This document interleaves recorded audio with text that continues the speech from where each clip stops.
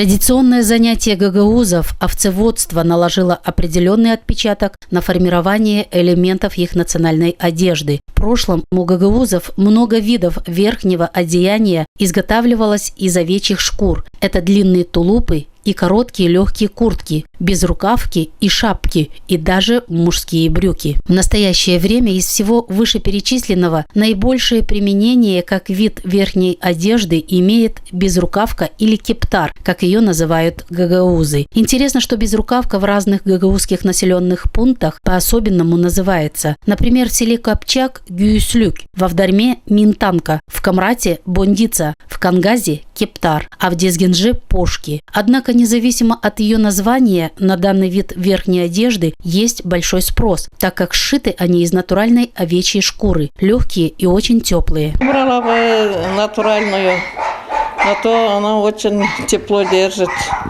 и красивая, и легкая, и удобная.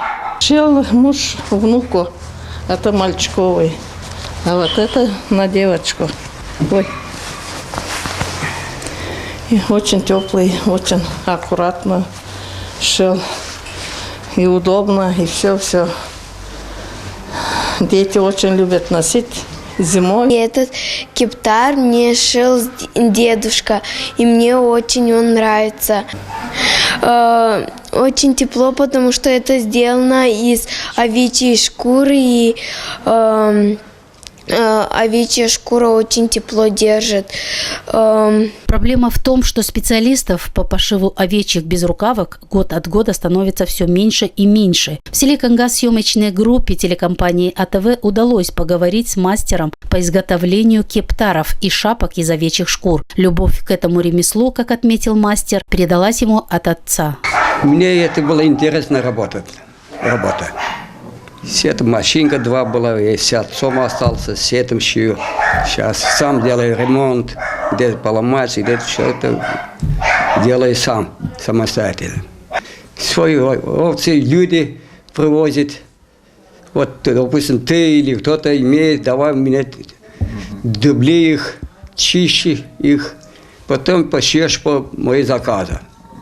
И такой идет работа. Этим ремеслом Илья Петрович профессионально занимается уже более 25 лет. В основном все работы он выполняет сам. Овечьи шкуры для пошива безрукавок мастер получает от своих овец. Иногда ему люди сами приносят сырье. Сам же обрабатывает, чистит, сушит, готовит к шитью.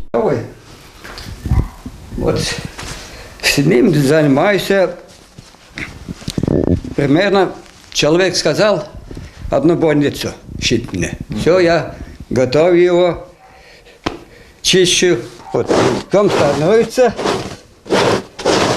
И потом, после этого, второй раз везде прохожу вокруг его, потом заново беру мел, муховый мел, и гладю его хорошо, и потом начинаю опять чистить. Вот так. Забирай.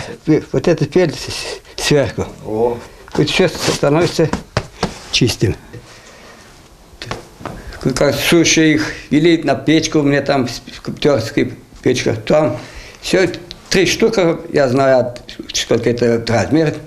Я начинаю с этим вот так чистить, начинаю. Это считаю уже почти 1,5 суток. 15 часов тратятся мастером, чтобы изготовить одну бондицу, а процесс дубления овечьей шкуры занимает еще 10-15 суток. Все эти работы он проделывает вручную, поэтому и безрукавки шьет только на заказ, и в большей степени для своих односельчан.